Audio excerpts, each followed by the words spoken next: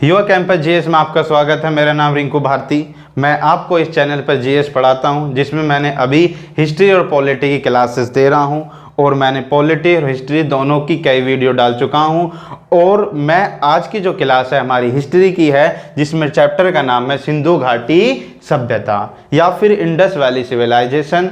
जो सिंधु घाटी सभ्यता है, इससे पहले मैं सिंधु घाटी सभ्यता की 3 वीडियो आपको दे चुका हूं। इस चैनल पर आपको जर्नली तैयारी कराई जा रही है। चाहे आप जो भी कॉम्पिटिटिव एग्जाम है, अगर उसकी तैयारी करते हैं और उसमें जीएस आती है, तो आप एक बार पढ़ने के बाद सभी एग्जामों में क्वेश्चनों को कर सकते हैं। जो सिंधु घाटी सभ्यता है, इसकी 3 वीडियो में ला चुका हूं और जो आज सिंधु घाटी सभ्यता की 4थी वीडियो है, ये बहुत ही इंपॉर्टेंट है, क्योंकि इसके अंदर आज इसके मुख्य शहरों की बात की जाएगी, मुख्य नगरों की बात की जाएगी। लेकिन उससे पहले कुछ पॉइंट्स मैं आपको बता देना चाहता हूं सिंधु घाटी सभ्यता में। अगर आपने ये सिंधु घाटी सभ्यता की वीडियो देख रहे हैं इससे पहले की नहीं देखी है, तो आप आई बटन पे जाकर या हमारे प्लेलिस्ट में जाकर सिंधु घाटी सभ्यता की वीडियो देख सकते हैं। ठीक, आइए शुरुआत करते हैं सिंधु घाटी सभ्यता की। जैसे सिंधु घाटी सभ्यता में और बाकी चीजें मैं उसमें बता चुका हूं,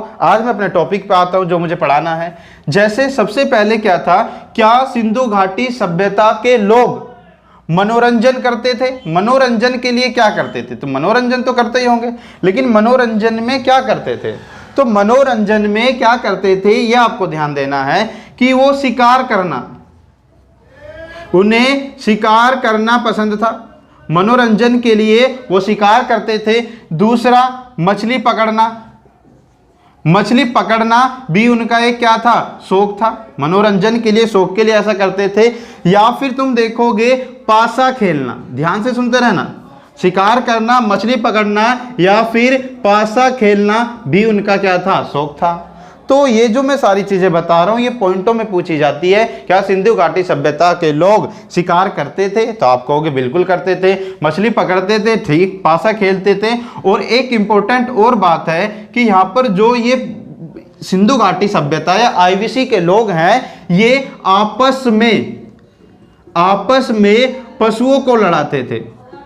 पशु पक्षियों को आपस में लड़ाते थे। जानवरों को आपस में लड़ाने का भी इनका शौक होता है, जैसे मुर्गे की लड़ाई, बकरे की लड़ाई। तो इस तरीके की जो लड़ाई होती थी वो भी यहाँ पर होती थी। आपस में पशुओं को लड़ाने का काम भी करते थे। तो ये जो सारी चीजें हैं, ये मनोरंजन के क्षेत्र में सिंधु घाटी सभ्यता के लोग मनोरंजन में क्या करते थे।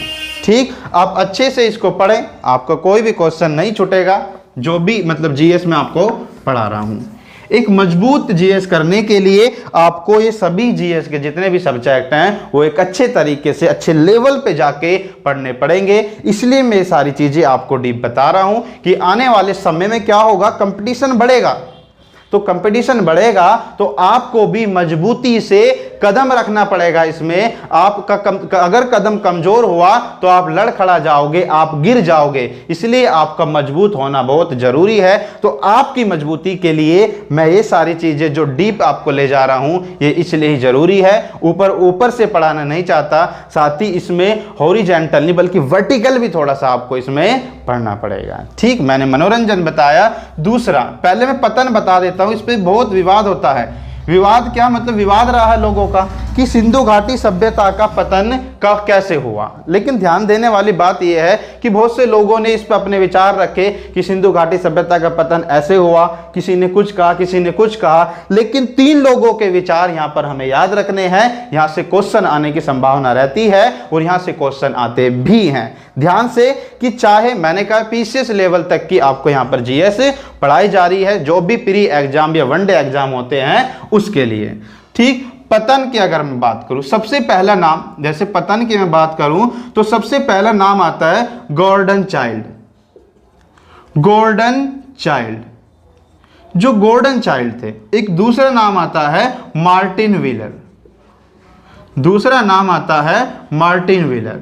तीसरा नाम आता है सर जॉन मार्शल।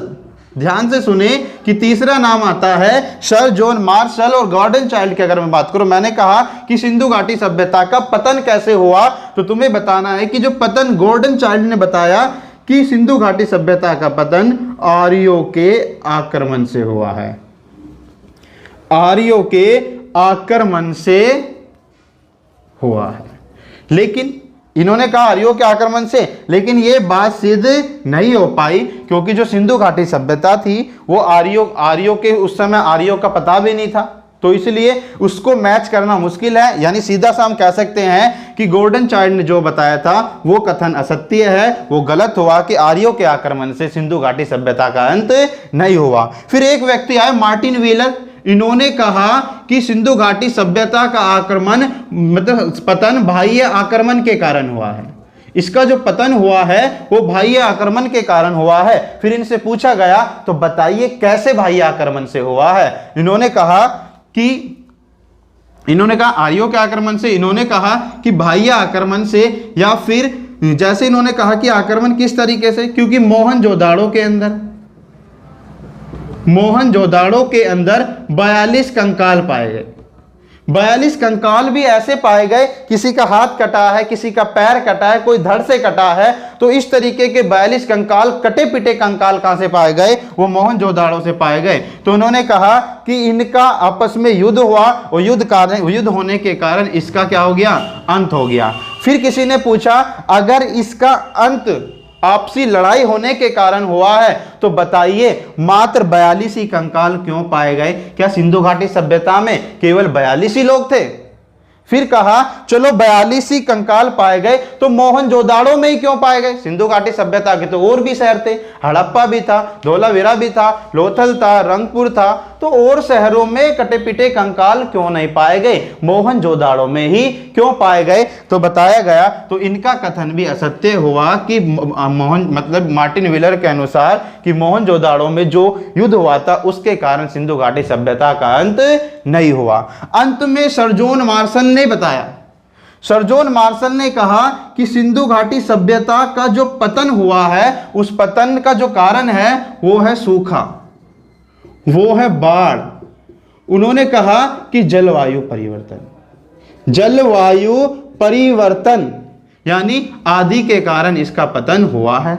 उन्होंने कहा कि किसी भी सभ्यता को समाप्त होने के लिए किसी एक कारण की आवश्यकता नहीं होती, उसमें बहुत सारे कारण मिलकर उस पतन हो जाता है। कहा कि सूखा, बाढ़, जलवायु परिवर्तन, यानी कि वहां पे सूखा हुआ, बाढ़ आई, जलवायु परिवर्तन हुआ, इसके कारण सिंधु घाटी सभ्यता का अंत हो गया। तो ये तुम्हें याद रखना, और ये ही सर्वमान्य कथन है।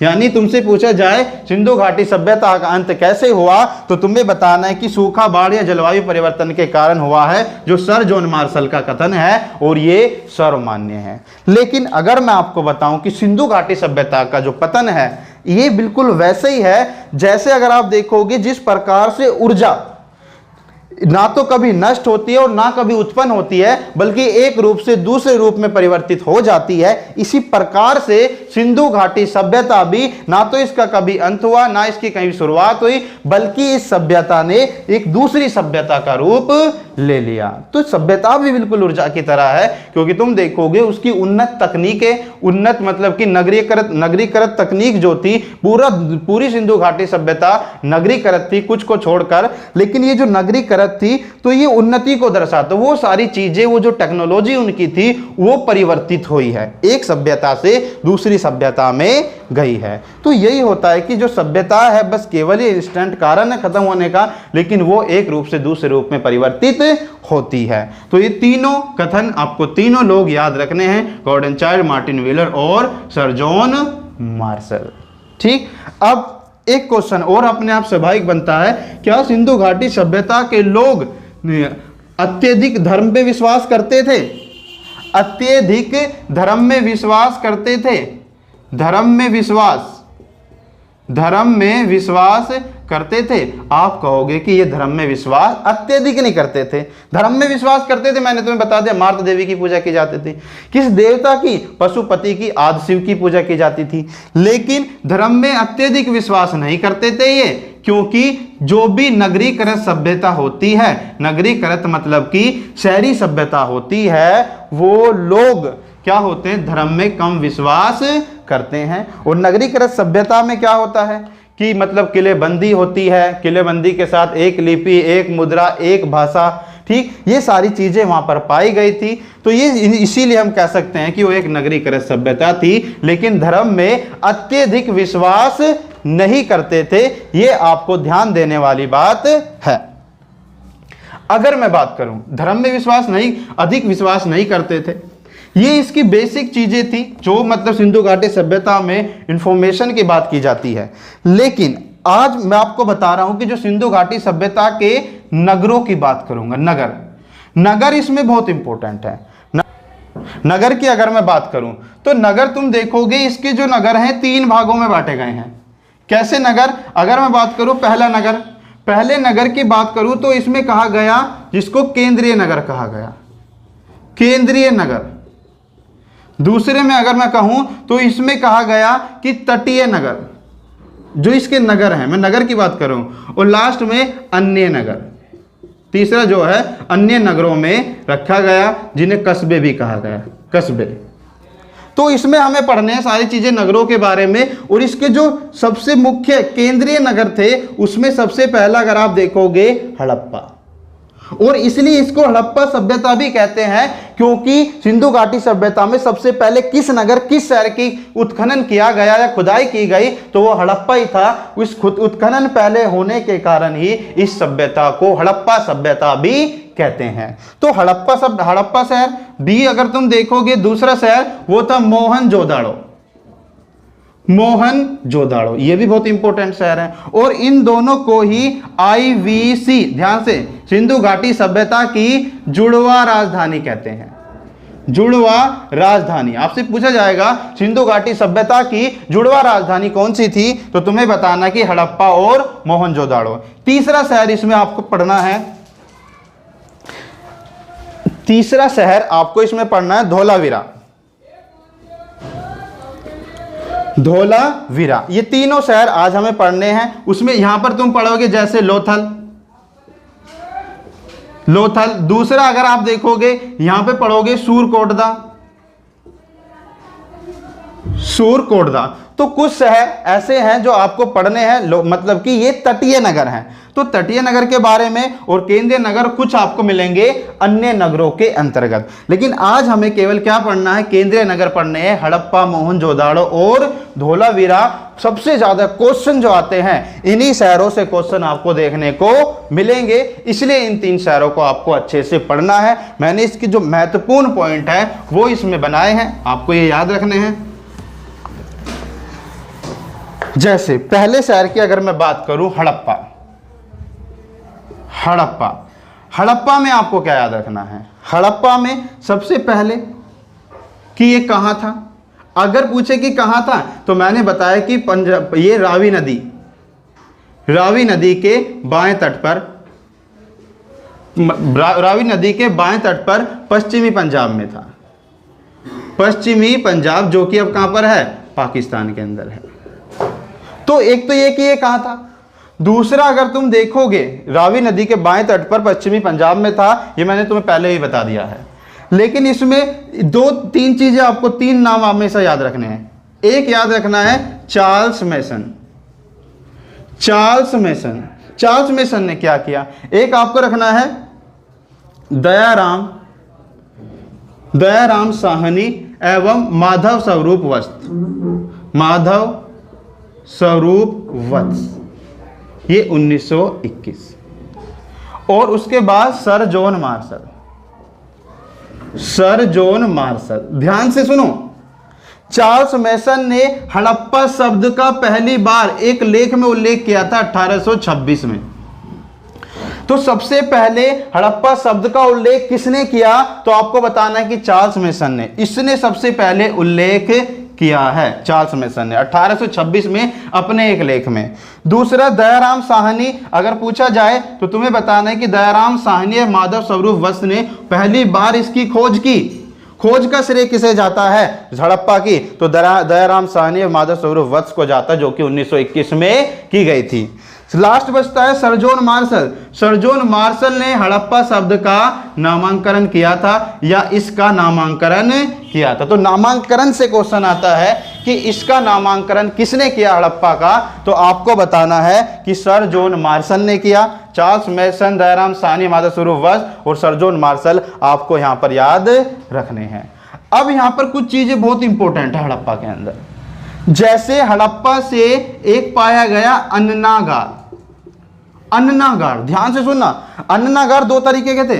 अन्नागार पाया गया जिसमें 12 कक्षाएं थी, यानी 12 रूम थे, 12 कक्षा, और आमने सामने 6 कक्षाएं बनी थी, 6 के खाने बने थे इस तरीके से, ठीक, 6 इस तरीके से बना दिए। तो ये जो 6 थे, तो 12 कक्षों का मतलब कि अन्नागार कहां पाया गया, तो तुम्हें बताना है कि हड़प्पा के अंदर 12 कक्षा का अन्नागार पाया गया। दूसरा अगर तुमसे पूछा जाए यहां पर क्या हुआ, यानी एक और इंपॉर्टेंट चीज है, एक यहां पर समाधि पाई गई और उस समाधि को नाम दिया गया R37, यानी जो कब्रिस्तान थे, कब्रिस्तान यहां पर जो पाए गए उन समाधियों को नाम दिया गया R37। आपसे पूछा जाएगा R37 जो समाधियां हैं वो कहां पाई गई, तो तुम्हें बताना है कि वो हड़प्पा के अंदर पाई गई है। तो R37 जो समाधि है वो कहां पर पाई गई, हड़प्पा में। अन्नागार 12 कक्षा का, 6 का, ये आपको याद रखना है। तीसरा आपको याद रखना है, एक मतलब यहां पर दुर्ग बनाए गए थे, किले। सिंधु घाटी सभ्यता में दुर्ग थे जो कि इसके पश्चिमी भाग में थे, हड़प्पा में, सॉरी हाँ, हड़प्पा के अंदर पश्चिमी भाग में जो दुर्ग बनाए गए थे उनको नाम दिया गया माउंट एबी। माउंट एबी, और ये सुरक्षा के लिए बनाए गए थे, सुरक्षा के लिए बनाए गए थे। आपसे पूछा जाएगा सुरक्षा के लिए बनाए गए हड़प्पा में जो दुर्ग थे उनको क्या नाम दिया गया, तो आपको बताना है कि माउंट एबी नाम दिया गया।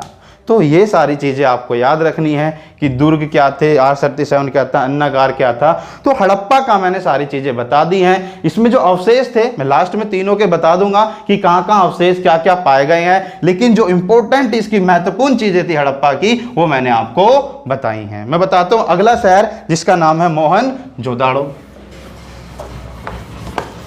मोहनजोदाड़ो, मोहनजोदाड़ो के अंदर या मोहनजोदड़ो, ठीक, मोहनजोदाड़ो, जो मोहनजोदाड़ो था सबसे पहले इसमें आपको क्या याद रखना है, दूसरा शहर है ये। मोहनजोदाड़ो में ये कहां था, कहां था, तो तुम्हें बताना है कि ये पाकिस्तान के अंदर जो सिंध प्रांत है, सिंध प्रांत में सिंधु नदी के दाएं तट पर था। वो बाएं तट पर था, ये क्या है, दाएं तट पर था सिंधु नदी के। और वहां पर एक जिला है जिसका नाम है लरकाना जिला, लरकाना जिला, ठीक, सिंध प्रांत में लरकाना जिला में सिंधु नदी के दाएं तट पर ये मोहनजोदाड़ो शहर बसा था। मोहनजोदाड़ो सिंधु घाटी सभ्यता का नगर बसा था। तो ये भी पूछ सकता है किस जिले में था लरकाना, सिंधु नदी के कौन से तट पर था, तो दाएं तट पर था। किस प्रांत में था, तो तुम्हें बताना है कि सिंध प्रांत में ये था। अब इसके उपनामों से भी क्वेश्चन आते हैं, उपनाम इसके क्या है, तो उपनाम इसके क्या हैं आपको ये याद रखना है। जैसे पहला उपनाम बहुत ही इंपॉर्टेंट है, ये उपनाम मर्तकों का टीला, मर्तकों का टीला, यानी मरों का टीला, मर्तकों का टीला। मैंने आपसे बताया कि टीला मतलब दुर्ग एक तरीके से। अभी मैंने बताया था कि मार्टिन व्हीलर के अनुसार 42 कंकाल वहां पर पाए गए कटे पिटे। तो मोहनजोदाड़ो के अंदर जो कंकाल पाए गए हैं कटे पिटे, इसलिए वहां पर इसको बोलते हैं मर्तकों का टीला, यानी मरों का टीला, जहां पर कटे पिटे कंकाल पाए जाते हैं। तो इसको मर्तकों का टीला भी कहा जाता है। या फिर इसको एक और नाम दिया गया स्तूपों का नगर, स्तूपों का नगर। स्तूपों का नगर इसे क्यों नाम दिया गया, यह भी आपको ध्यान देने वाली, गौर देने वाली बात है। क्योंकि स्तूप, अगर आप देखोगे कुषाण वंश हुए हैं हमारे देश के अंदर, जिसमें सबसे इंपॉर्टेंट शासक हैं कनिष्क।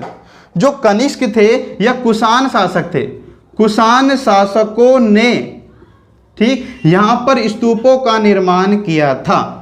और यह कह सकते हो सिंधु घाटी सभ्यता के अंदर जो सबसे ज्यादा स्तूप पाए गए हैं, वो स्तूप कहां पाए गए हैं, वो इसी मोहनजोदाड़ो के अंतर्गत पाए गए हैं या अंदर पाए गए हैं। इसलिए इसे स्तूपों का नगर स्तूपों का नगर भी कहते हैं। कुषाण शासकों ने जो स्तूप बनाए थे।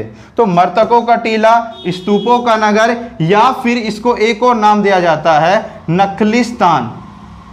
नखलिस्तान का बाग, नखलिस्तान का बाग या प्रेतों का नगर। प्रेतों का नगर भी इसको कहते हैं। मैंने कहा कटे पिटे कंकाल भूत प्रेत वाली इलाका इसको कहा गया। तो मर्तकों का टीला, स्तूपों का नगर या फिर नखलिस्तान का बाग या प्रेतों का नगर भी इसको कहते हैं। ये उपनाम है मोहनजोदाड़ो के। मर्तकों का टीला, स्तूपों का नगर और नखलिस्तान का बाग या प्रेतों का नगर। बहुत बार ये क्वेश्चन पूछा जा चुका है, आगे भी ये क्वेश्चन ही पूछे जाएंगे, इसलिए तुम्हें आपको ये याद रखना पड़ेगा। ठीक, आगे अगर मैं बात करूं सिंधु घाटी सभ्यता की, तो इसको मैं रफ कर देता हूं कि इसकी खोज किसने की। अगर मोहनजोदाड़ो की खोज की बात आ जाए, खोज की बात आ जाए तो तुम्हें बताना है कि जो सिंधु घाटी सभ्यता है इसकी खोज की है राखलदास बनर्जी ने। राखलदास बनर्जी ने 1922 में मोहनजोदाड़ो की खोज की। राखलदास बनर्जी थे जिन्होंने इसकी खोज की थी। जैसे मैंने हड़प्पा की खोज दयाराम साहनी व माधव स्वरूप वत्स ने की, लेकिन इसकी खोज राखलदास बनर्जी ने की थी। ये आपको याद रखना है। उसके बाद यहां पर तुम देखोगे एक भृत स्नानागार, भृत स्नानागार पाया गया। ये बहुत इंपॉर्टेंट है, भृत स्नानागार। आपसे पूछा जाएगा कि कहां से सिंधु घाटी सभ्यता में भृत स्नानागार पाया गया, तो तुम्हें बताना है ये जो भृत स्नानागार पाया गया है ये पाया गया है मोहनजोदाड़ो से।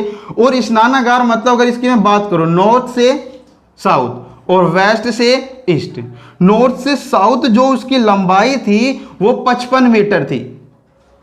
55 मीटर थी इसकी लंबाई भृत स्नानागार। और जो तुम्हारा वेस्ट से ईस्ट की इसकी लंबाई की बात करूं तो ये 33 मीटर थी।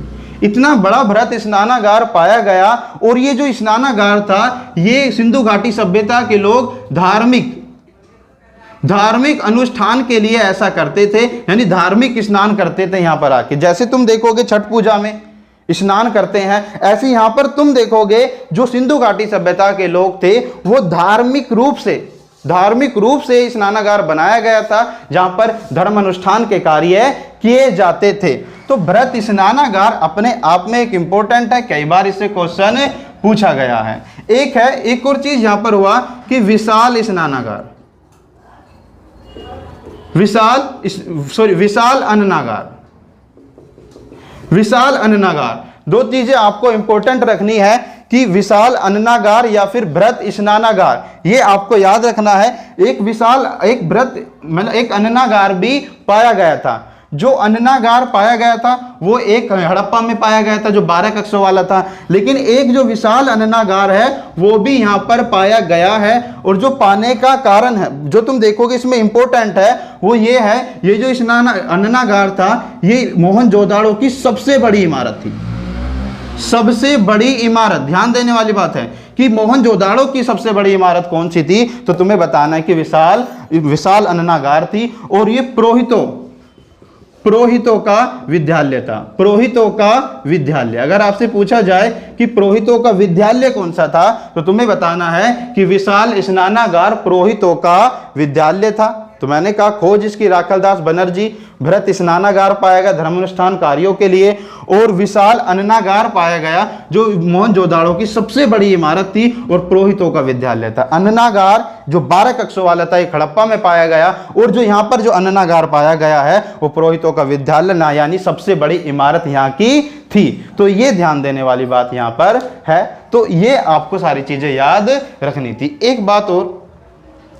एक बात और आपको यहां पर याद रखनी है कि जो यहां की सड़कें थी मोहनजोदाड़ो की, मैंने पूरी सिंधु सभ्यता में बताया था कि यहां पर समकोण पर काटती थी। ये सड़कें आपस में समकोण पर एक दूसरे को काटती थी। मैंने पहले भी आपको बता दिया था कि समकोण पर किस तरीके से काटती थी। तो समकोण पर काटती थी, तो इन सड़कों को केवल मोहनजोदाड़ो ऑक्सफोर्ड सर्कस नाम दिया गया। ऑक्सफोर्ड सर्कस, सर्कस नाम दिया गया। तो पूछा जाएगा ऑक्सफोर्ड सर्कस नाम की जो सड़कें थी वो कहां पाई गई, वो तुम्हें बताना है कि मोहनजोदाड़ो के अंतर्गत पाएगी। तो मोहनजोदाड़ो में इतना ही, आगे बस इसमें जो अवशेष मिले वो मैं लास्ट में तुम्हें बताऊंगा तीनों के। लेकिन अब जो है तीसरा शहर है जिसका नाम है धोलावीरा। धोलावीरा में आपको याद है सबसे पहले ये कहां था, सबको मैंने बताया कि ये कहां था, किस नदी पर था, कैसे था, लेकिन धोलावीरा में सबसे पहले आपको याद रखना है कि धोलावीरा कहां था। तो आपको बताना है कि गुजरात में था, कच्छ के क्षेत्र में, कच्छ के क्षेत्र में था, गुजरात के अंदर, ठीक। और ये तुम देखोगे कच्छ के क्षेत्र में गुजरात के अंदर था। इसका जो अर्थ होता है, यानी धोलावीरा का अर्थ भी है सफेद कुआं, सफेद कुआं। और जो कच्छ का क्षेत्र है आपस में वाइट डेजर्ट है, जो वाइट डेजर्ट है, वाइट डेजर्ट मतलब कि यहां पर क्या पाया जाता है, मतलब सफेद रेगिस्तान, इसलिए धोलावीरा का अर्थ भी यहां पर क्या निकलता है, सफेद कुआं। आपसे पूछा जाए सिंधु घाटी सभ्यता के अंदर या भारत के अंदर सबसे बड़ा जो शहर था, सबसे बड़ा जो नगर था सिंधु घाटी सभ्यता के अंदर, यानी भारत में, वो कौन सा था, सबसे बड़ा शहर, जो सबसे बड़ा शहर था वो कौन सा था, वो आपको बताना है कि वो धोलावीरा था। तो धोलावीरा आपको याद रखना है कि ये सबसे बड़ा शहर था, ये आप याद रखोगे। कच्छ के क्षेत्र में था, सफेद कुआं इसका अर्थ है, और नगर सबसे बड़ा शहर, ठीक, ध्यान देने वाली बात है। तो आपको ये याद रखना है कच्छ के क्षेत्र में सफेद कुआं या फिर सबसे बड़ा शहर धोलावीरा था, ठीक। इसमें दो चीजें इंपॉर्टेंट है, जैसे एक तो मैंने ये बताया कि क्या क्या इसका अर्थ है, कहां का ये था, लेकिन इसमें एक चीज और है कि यहां पर एक जलाशय पाया गया, विशाल जलाशय पाया गया, जलाशय पाया गया। जो जलाशय था उससे उन्नत तकनीक, उन्नत जल प्रबंधन की व्यवस्था की गई।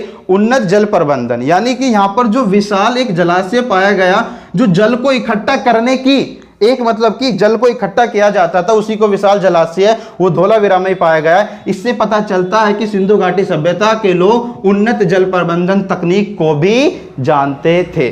और एक और खास बात, यहां पर 10 शब्दों का, 10 मतलब कि 10 अक्षरों का एक लेख पाया गया है।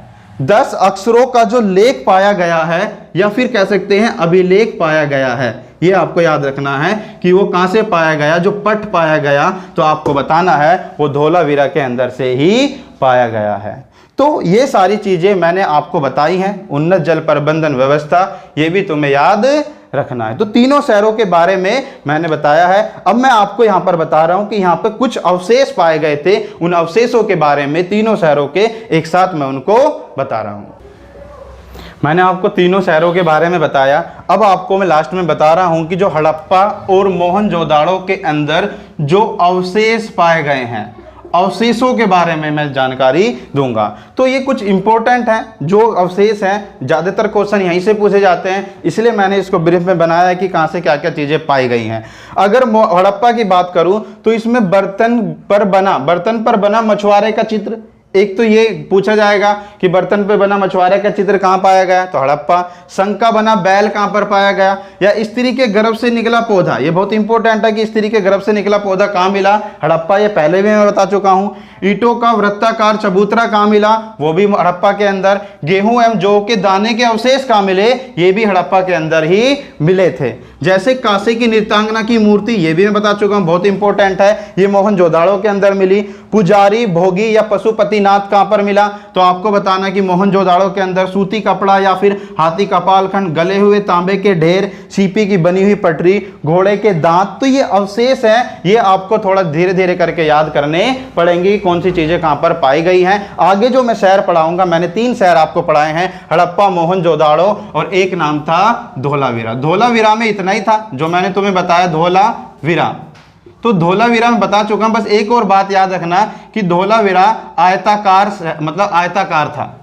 धोलावीरा जो शहर था वो आयताकार था। बाकी मैंने इसमें तुम्हें बताया तीनों शहरों के बारे में बहुत इंपॉर्टेंट इंफॉर्मेशन दी जो एग्जाम से जुड़ी होती है और एग्जामों में पूछी जाती हैं। अगर आपको हमारा ये वीडियो अच्छा लगा है तो हमारे इस वीडियो को लाइक करें और अपने दोस्तों को ज़्यादा से ज़्यादा इसको शेयर करें, जिससे सभी लोग इसका फायदा ले सकें। अगर आप हमारे चैनल पर नए हैं और आपने अभी तक हमारे चैनल को सब्सक्राइब नहीं किया है तो हमारे चैनल को सब्सक्राइब कर दें, जिससे आपको हमारे सारे नोटिफिकेशन आपको आसानी से मिल जाएंगे और आप इन इंफॉर्मेशन को, जो डीप इंफॉर्मेशन है, हर एग्जाम के लिए बहुत ही इंपॉर्टेंट है, उसका बेनिफिट या उसका फायदा ले सकते हैं। आज के लिए इतना ही। Thank you so much for join with me.